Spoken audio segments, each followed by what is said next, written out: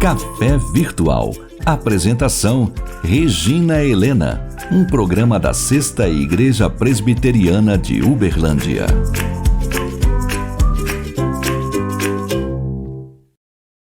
Olá, seja muito bem-vindo ao Café Virtual. Eu espero que você esteja bem, sob a paz, sob a direção do nosso Deus.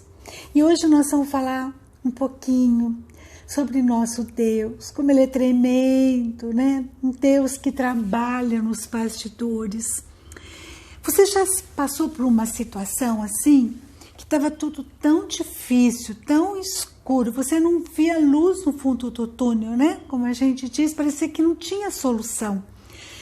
Mas de repente as coisas começaram a se encaixar e as coisas, daí você foi entendendo o propósito do que estava acontecendo. É como se fosse um quebra-cabeça, né? As peças separadas são incompreensíveis, mas quando você vai juntando, forma aquela bela paisagem. E é justamente sobre isso que eu quero falar para vocês.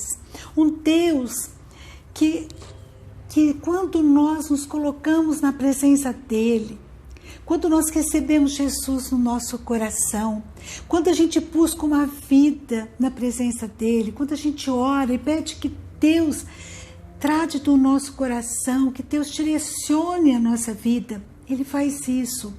E a gente começa a perceber que nada, detalhe nenhum é por acaso. Deus está no controle de tudo, de tudo. Lá em Provérbios, capítulo 16, versículo 33, fala assim: a sorte se lança no regaço, mas do Senhor procede toda a decisão. Você pode jogar dados, você pode tentar sorte por si mesmo, tentar manipular a situação, mas não adianta, é Deus que decide. Aleluia, louvado seja Deus, porque isso é tremendo, como é bom que Deus decide, porque Ele sabe o que é melhor para nós. Ele sabe, a sua vontade é boa, perfeita e agradável, não é verdade? E são tantos acasos maravilhosos.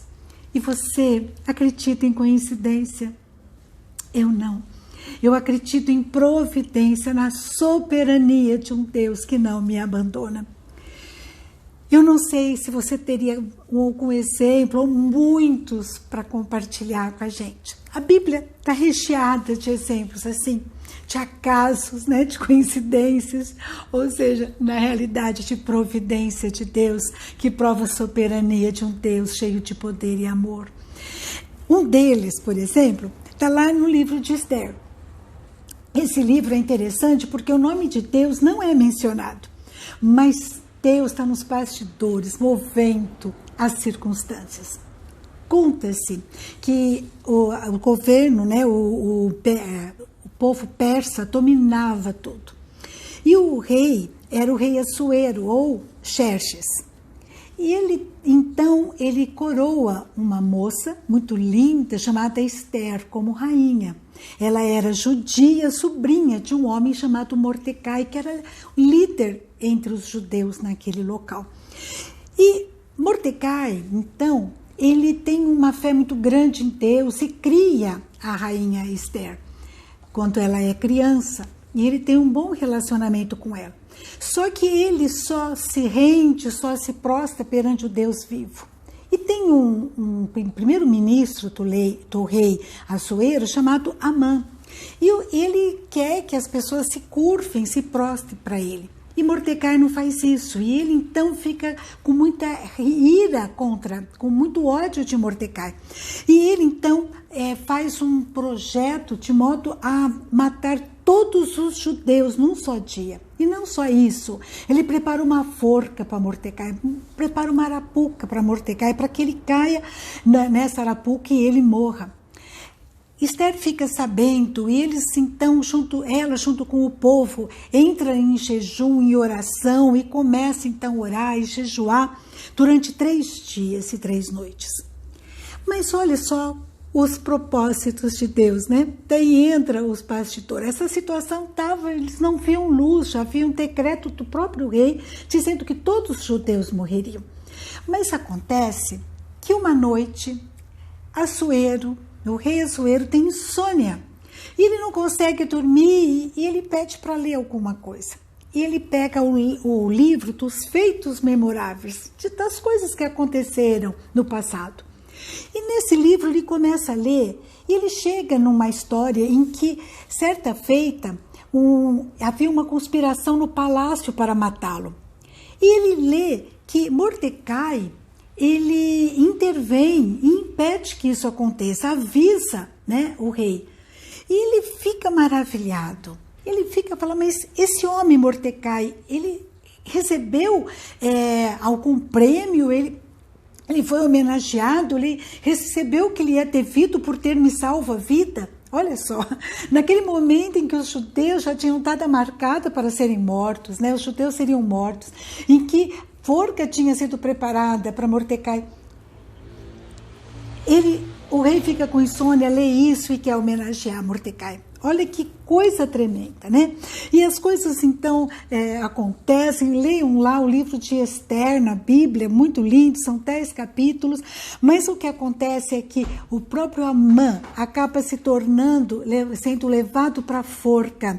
E Deus, ele dá força para que Mordecai, né, ele seja homenageado, e ali acaba se tornando o segundo depois do rei. No final do versículo 10, do capítulo 10, termina que o judeu Mordecai foi o segundo depois do rei Assuero e grande para com os judeus.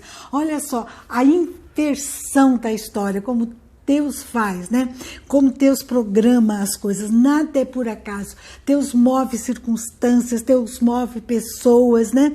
E trabalha nos bastidores. E isso acontece. Então, a gente lê essa história, a gente lê outras histórias e a gente não crê em coincidência, a gente crê na providência de Deus. Lembra também lá em 2 Reis, capítulo 8, de 1 a 6, lembra daquela sunamita? Chega um momento em que Eliseu avisa, olha, vai ter fome na terra, sai daqui. Dessa região onde ela morava, e ela vai para a terra dos filisteus, e ali ela fica durante 7 anos. Depois dos 7 anos as coisas se normalizam, acaba o problema da fome, e ela volta para sua terra.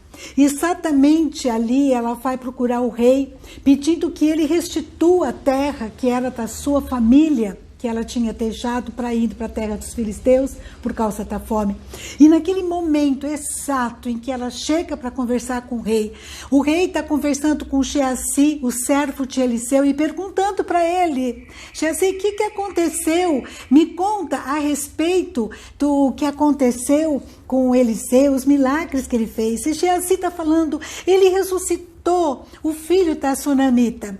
E daí ele olha e vê a sunamita ali perto, ele fala, tem aquela mulher ali que está ali, foi dela, e foi filho dela que ele ressuscitou. Então o rei fica maravilhado, começa a conversar com ela, ela diz que queria de volta a terra que era dos seus ancestrais, e ele fala, devolve tudo para ela, não só a terra, como a renda dos 7 anos. Você acredita em coincidência? Eu acredito em providência de Deus, que coisa tremenda. E quanta coisa acontece muitas vezes nas nossas vidas, né?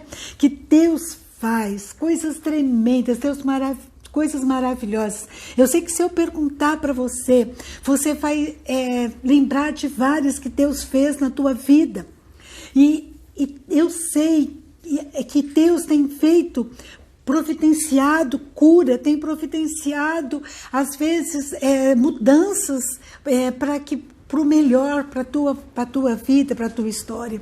Esse é o nosso Deus que nos surpreende, é um Deus de amor, de graça, de misericórdia. E que você e eu somos particular tesouro. Eu não sei que situação difícil, às vezes, que você está enfrentando, que às vezes foge da tua compreensão. Creia, né, que um dia vai fazer sentido.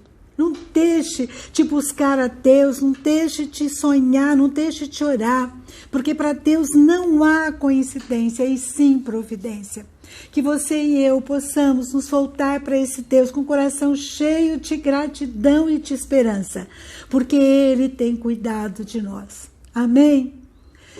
Um grande abraço para você, fica com Deus e até a próxima, se Deus quiser.